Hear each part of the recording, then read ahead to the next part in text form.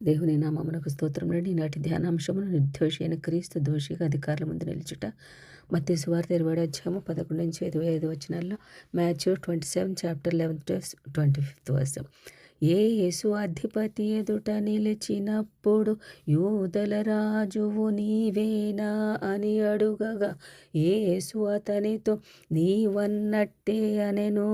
పిలాతు భార్య, నీవు ఆ నీతిమంతుని జోలికి పోవద్దు, నేను కలలో ఆయనను గూర్చి మిక్కిలి బాధ నొంది తిని, పెద్దలను బరబ్బను విడిపించుమని అడుగుటకు యేసుని సంహరించుటకు జనులను ప్రేరేపించిరి.